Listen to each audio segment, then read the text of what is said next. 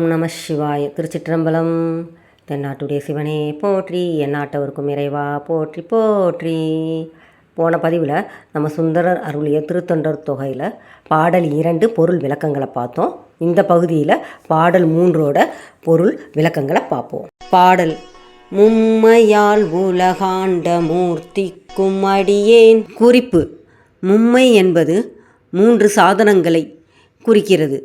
திருநீறு, உருத்ராட்சம், பஞ்சாட்சரத்தை குறிக்கும். உலகாண்ட, மதுரையை அரசாண்ட, மூர்த்திக்கும், மூர்த்தி நாயனாருக்கும் அடியேன், நான் அடியேன் ஆகிறேன் என்கிறார் சுந்தரர். பாண்டிய நாட்டிலே மதுரையம்பதியிலே வணிகர் குலத்திலே மூர்த்தி நாயனார் என்பவர் சொக்கநாத பெருமானுக்கு தினமும் சந்தனம் அரைத்து தருவதை தொண்டாக கொண்டிருந்தார். வடுக கர்நாடக மன்னன் ஒருவன் பாண்டியனை வென்று மதுரைக்கு அதிபதியானான். அவன் சமண சமயத்தை தழுவி சிவனடியார்களுக்கு பல தீங்குகள் இழைத்து வந்தான். அவன் மூர்த்தி நாயனாருக்கும் பல இடையூறுகள் செய்து வந்தாலும் அவர் தம் திரு தொண்டிலிருந்து ஒருபோதும் நழுவுவதில்லை. ஒரு சமயம் சந்தனக்கட்டைகள் கிடைக்காமல் வடுகன் செய்தான். மூர்த்தி நாயனார் மனம் வருந்தி முழங்கையை சந்தனக்கட்டைக்கு பதிலாக வைத்து தேய்க்கத் தொடங்கினார். இரத்த ஆறு ஓடியது, எலும்பு வெளிப்பட்டது. அச்சமயம், ராஜ்யமெல்லாம் நீயே கைக்கொண்டு உன் திருப்பணியை தொடர்ந்து செய்து வருவாயாக என்று அசரீரி எழுந்தது. அன்று இரவே வடுக மன்னன் இறந்துவிட்டான். வாரிசு இன்மையால் பட்டத்து யானையின் கண்ணை கட்டி தெருவில் விட்டார்கள்.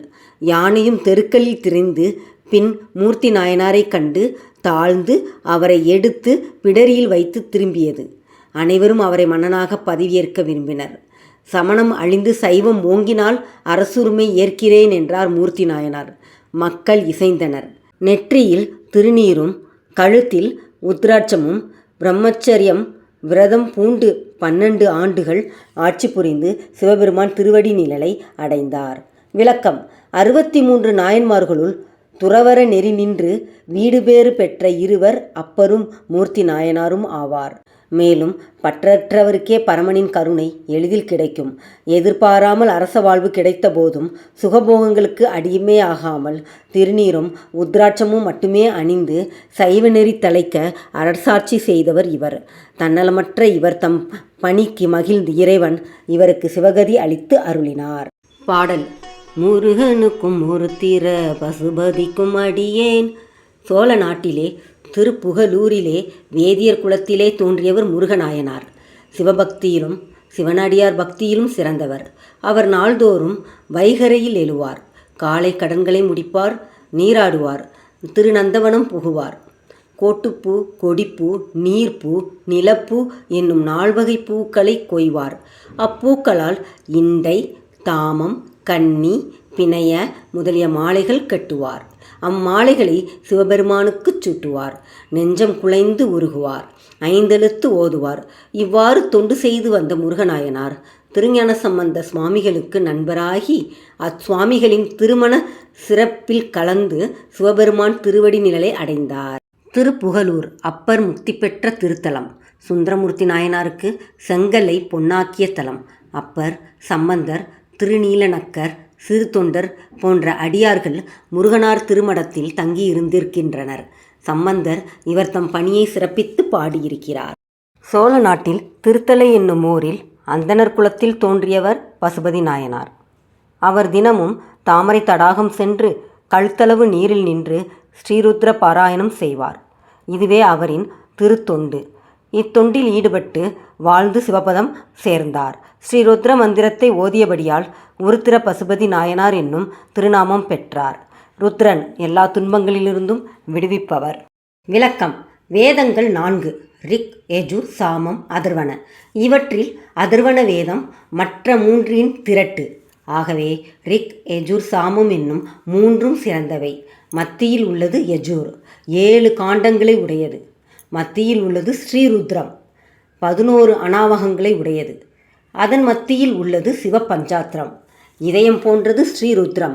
இறைவன் எல்லாமாய் எங்குமாய் நிறைந்து அருள் புரிகிறான் என்பதை ஸ்ரீருத்ர மந்திரம் தெளிவுபடுத்துகின்றது. இதை தவறாது முறையாக ஓதி முக்தி பெற்றார் உருத்திர பசுபதி நாயனார். பாடல்: செம்மையே திருநாளை போவார்க்கும் அடியேன். செம்மையே செம்மையான நெறியை, நேர்மை, தூய்மை, சிவபக்தி மிக உறுதியாக கொண்ட திருநாளை போவார் நாளைக்கு சென்று சிதம்பரம் நடராஜ பெருமானை தரிசிப்பேன் என்று நாள்தோறும் எண்ணி வழிபட்ட திருநாளை போவார் நாயனார், நந்தனார் என்றும் அழைப்பர். அடியேன் அவருடைய திருவடிகளுக்கு அடியவனாவேன் என்கிறார் சுந்தரர். சோழ நாட்டில் ஆதனூரில் ஆதி திராவிடர் குலத்தில் பிறந்தவர் நந்தனார். சிவபெருமான் மீது மிகுந்த பக்தி கொண்டிருந்தார். சிவாலயங்களில் உள்ள மேளக்கருவிகளுக்கான தோள்களையும் யாழுக்கான நரம்புகளையும் அளித்து வந்தார். அரசு தந்த சிறு நிலத்தில் பயிர் செய்து வாழ்ந்து வந்தார். எப்போதும் சிவனையே சிந்தித்து இருந்தார். ஆலயத்தினுள் இவரது குலத்தோர் அனுமதிக்கப்படாததால் கோயிலின் வாசலிலே நின்று சிவபெருமானை வணங்கி வந்தார். ஒருமுறை திருப்புன்கூர் சிவபெருமானை தரிசிக்கும் ஆசையில் அவ்விடம் சென்றார். கோயிலின் வாசலில் நிற்கும் நந்தனாருக்கு காட்சி தர விரும்பிய பெருமான் நந்தி தேவரை விலகும்படி கூறினார். நந்தியும் விலகியது. நாயனார் சிவனை சிறப்புற கண்டு வழிபட்டார். பின்னொரு நாள் தில்லையை தரிசிக்க ஆசை கொண்டார். அந்நினைவிலேயே இரவில் உறங்கச் சென்றார். அவருக்கு உறக்கம் வரவில்லை. நாளை தில்லைக்கு சென்றாலும் ஆலயத்தினுள் நுழைய முடியாதே, நடராஜ பெருமானின் நடனத்தை கண்டு ரசிக்க முடியாதே என்று வருந்தினார். தன்னைத்தானே சமாதானம் செய்யும் வகையில் எப்படியும் நாளை போவோம் என்று கூறியபடியே இருந்தார். இவ்வாறு நாட்கள் கடந்தன. ஒரு நாள் நந்தனார் தில்லைக்கு புறப்பட்டு சென்றார். இருப்பினும் ஆலயத்தினுள் பிரவேசிக்க அனுமதி இல்லாததால் ஆலயத்தின் வெளிப்புறத்தில் இருந்து மாடங்களையும் யாகசாலை முதலியவற்றையும் கண்டு வணங்கினார். ஆலயத்தின் உள்ளே சென்று தில்லை கூத்தனின் நடனத்தை தரிசிக்க முடியவில்லை. அதற்கு இப்பிறவி குலம் தடையாக உள்ளதே என்று வருந்தியபடி உறங்கினார்.